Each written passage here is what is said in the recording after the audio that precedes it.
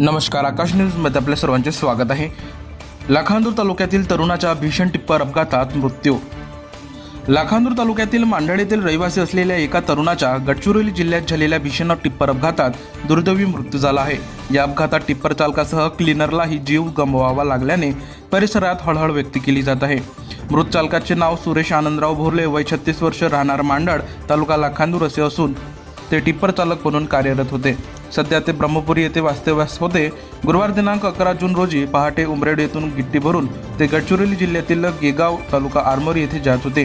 त्यांच्यासोबत क्लीनर विश्वनाथ देवराम कुंबरे, राहणार इरवा, जिल्हा चंद्रपूर हाही होता. ब्रह्मपुरी आरमोरी मुख्य मार्गावरील पारडगाव फाट्यापासून सुमारे 1 किलोमीटर अंतरावर निलगिरी बारसमोर हा भीषण अपघात घडला. प्राथमिक माहितीनुसार MH40 CD 9002 क्रमांकाच्या अशोक लेलँड कंपनीच्या टिप्परमध्ये तांत्रिक बिघाड झाल्याने चालकाच्या वाहनावरील नियंत्रण सुटले. परिणामी टिप्पर रस्त्यालगत मोठ्या नाल्यात कोसळला. अपघातावेळी टिप्परमध्ये भरलेली गिट्टी पुढील कॅबिनवर आल्याने कॅबिनच्या अक्षरशः चिंतामिंद झाला. या भीषण अपघातात चालक सुरेश भुर्ले आणि क्लीनर विश्वनाथ कुंबरे याच्या जागीच मृत्यू झाला आहे. घटनेची माहिती मिळताच ब्रह्मपुरी पोलिसांनी तातडीने घटनास्थळी धाव घेत पंचनामा केला. JCBच्या सहाय्याने दोघांचा मृतदेह बाहेर काढून शवविच्छेदनासाठी उपजिल्हा रुग्णालय ब्रह्मपुरी येथे पाठवण्यात आला. या प्रकरणाचा पुढील तपास ब्रह्मपुरी पोलीस हे करीत आहेत. दरम्यान शवविच्छेदनानंतर सुरेश भुर्ले याचा पार्थिव त्याच्या मूळ गावी मांडळ येथे आणण्यात आले.